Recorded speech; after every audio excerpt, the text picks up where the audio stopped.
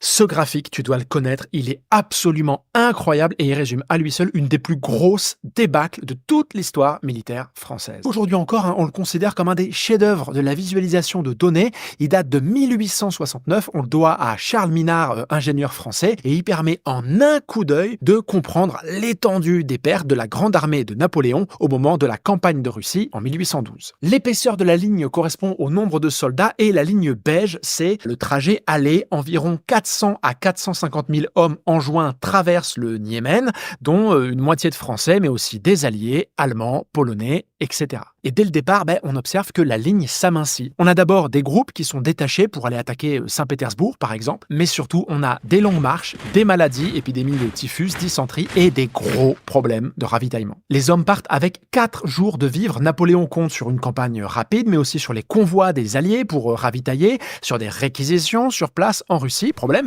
à mesure que les Français avancent, les Russes se dérobent et détruisent les réserves pour priver leurs ennemis de ressources. Il y a aussi des batailles, Smolensk, Moskova, d'où des morts, des désertions en très grand nombre, et donc à l'arrivée à Moscou, il n'y a plus que 100 000 hommes. Octobre, c'est la retraite, ligne noire. La discipline se relâche malgré Napoléon qui tente de rétablir l'ordre, qui redistribue les vivres, et puis surtout les températures chutent comme on peut le voir sur cette partie du graphique. En décembre, on est allé jusqu'à moins 30 degrés, les équipements ne sont pas prévus pour. Les Russes en profitent pour attaquer régulièrement les retardataires, l'arrière-garde. Juste ici, on est fin novembre, environ 50 000 hommes arrivent à la hauteur de la Bérésina. Grande bataille, victoire française d'ailleurs, contrairement à une idée reçue. On arrive à éviter l'anéantissement de la grande armée, mais des milliers d'hommes affamés, épuisés, refusent de traverser la rivière, vont rester sur la rive est et être faits prisonniers. Et donc, à hauteur du Niémen, le point de départ, on ne compte plus que 10 à 20 000 hommes. Finalement, ce que ce graphique nous rappelle, c'est que la guerre, c'est pas simplement un affrontement entre soldats.